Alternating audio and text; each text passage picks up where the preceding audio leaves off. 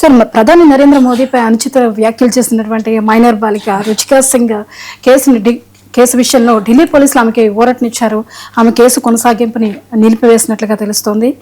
వారు బహిరంగంగా క్షమాపణ చెప్పడం, ఆమె మైనర్ కావడం, అలాగే ప్రధాని నరేంద్ర మోదీ ఆ అమ్మాయిని క్షమించానని చెప్పేసి అన్నాడు. సో టోటల్గా ఈ పరిణామాలు సంతోషమే. ప్రైమ్ మినిస్టర్ క్షమించారన్నాక కూడా ఇంకా కేసు ఉంటే అన్యాయం కదా. సో మోడీ మాటకే విలువ లేని పరిస్థితి వస్తుంది.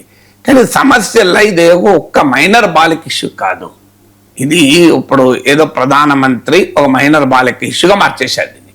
ప్రధానమంత్రి దయార్ద్ర హృదయము, ఆ మైనర్ బాలిక పశ్చాత్తాపము, సో మా ప్రధానమంత్రి క్షమించడము, ఆ మైనర్ బాలిక కృతజ్ఞతలు చెప్పడము, ఇదేదో prime minister versus minor girl లాగా మార్చిపడేశారు నరేటివ్ మొత్తాన్ని.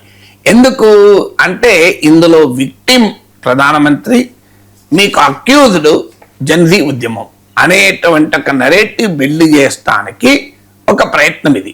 సో నరేటివ్ బిల్డింగ్ లో భాగంగా చూడండి, మోడీ బాధితుడు, మీరు ఈ జన్జీ నిరసనకారులు నిందితులు అనేది చూపడం. రెండవది ఏంటంటే ప్రభుత్వము అనవసరపు బల ప్రయోగం చేసింది, యూజ్ ఆఫ్ ఫోర్స్ వాడింది, పెల్లెట్ గన్లు వాడారు, పిల్లల పైన భయంకరంగా లాఠీ చార్జ్ చేశారు, లాఠీలకు ఇనుప శూలాలు పెట్టారు. ఇవన్నీ కూడా తీవ్రంగా విమర్శలు వస్తుంటే ప్రభుత్వం చాలా కర్కటంగా కఠోరంగా వ్యవహరించింది అన్న విమర్శల నుంచి బయటపడటానికి ప్రభుత్వానికి ఒక సాఫ్ట్వేర్ సైడ్ చూపెట్టాలి. ప్రభుత్వం అనేది చాలా కార్డియల్ గా ఉంది, జెన్జీ పట్ల, యూత్ పట్ల ప్రేమగా ఉంది అనేటువంటి ఒక నెరేటివ్ బిల్డ్ చేయడం అనేది ఇది రెండవ లక్ష్యం. మూడవది ఏంటి అంటే ఈ Gen Z protest largely peaceful protest. అందులో కొంతమంది సంఘ విద్రోహ శక్తులు ఎంటర్ అయ్యారని మొదటి నుంచి ఆరోపణ ఉంది. అది కూడా మరి పోలీసు వైఫల్యమే. పోలీసులు అంత పెద్ద ఎత్తున మోహరించినాక కూడా మీకు సంఘ విద్రోహ శక్తులు ఎట్లా ఎంటర్ అయ్యారు? సో అందువల్ల ఈ మూమెంట్ పీస్ఫుల్ మూమెంట్ కాదు, ఈ మూమెంట్ దారి తప్పింది. యూత్ అనేది ఇవాళ దేశమంతా ప్రపంచమంతా భారతదేశంలో జరిగిన యూత్ ప్రొటెస్ట్లను గొప్పగా చెప్తున్నారు. ఇది ప్రజాస్వామ్యానికి ఒక ప్రతీకగా చెప్తున్నారు, అంటే డెమోక్రటిక్ స్పిరిట్ ఎలా ఉంది అని. కానీ అలా కాదు, ఈ యూత్ మిస్గైడెడ్, దారి తప్పిన యువత అనేది ఒక నరేటివ్ బిల్డ్ చేస్తానికి చేస్తున్నటువంటి ఎత్తుగడ. సో ఇది దారి తప్పిన యువత, మేము దారిలో పెడుతున్నామనే ఒక ప్యాట్రనైజింగ్ యాటిట్యూడ్ చూపడం అనేది మూడవది. నాలుగవది ఏంటంటే జెన్జీ అవుట్ రీచ్ లో భాగం. ఎందుకంటే ఫస్ట్ టైం ఈ 12 years లో మొదటిసారి నరేంద్ర మోడీ ప్రభుత్వం ఒక ప్రజా ఉద్యమానికి తలవంచాల్సి వచ్చింది. తన మంత్రినే డ్రాప్ చేసుకోవాల్సి వచ్చింది. కనీ విని ఎరగని ప్రెషర్ కేంద్ర ప్రభుత్వం అనుభవించింది. దాని నుంచి బయటపడటానికి ఇప్పుడు ప్రైమ్ మినిస్టరే వర్టికల్ వీడియోలు చేస్తున్నారు, మంత్రుల్ని ఇన్స్టాగ్రామ్ రీల్స్ ఏమని చెప్తున్నారు.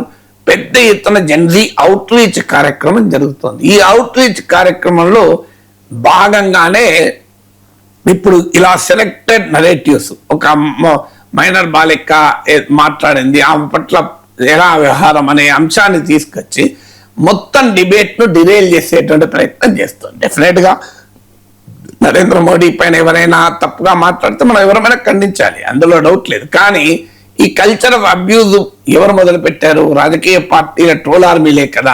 మరి అది మర్చిపోయి ఏదో ఒక ఇన్సిడెంట్ సింగిల్ అవుట్ చేయకూడదు కదా. ఇటు ఫస్ట్ లో నరేంద్ర మోడీనే కాదు, ఎవరిపైన అబ్యూజ్ గా మాట్లాడకూడదు. భిన్నాభిప్రాయాలు వ్యక్తం చేయొచ్చు, కానీ అబ్యూజ్ చేసే హక్కు ఎవరికి లేదు కదా.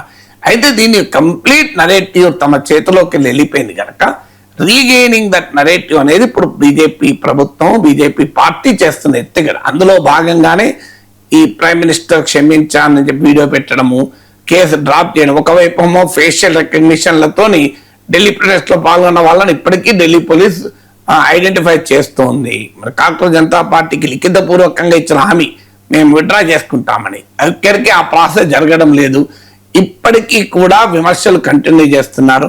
పైగా ఇలాంటి ఇన్సిడెంట్స్ చూపెట్టి ఒక సాఫ్ట్వేర్ సైడ్, ఒక కార్డియల్ సైడ్, ఒక అంటే ప్రభుత్వం చాలా హుందాగా ఉంది ఈ వ్యవహారంలో అని చూపెట్టేటువంటి ప్రయత్నం చేస్తున్నారు.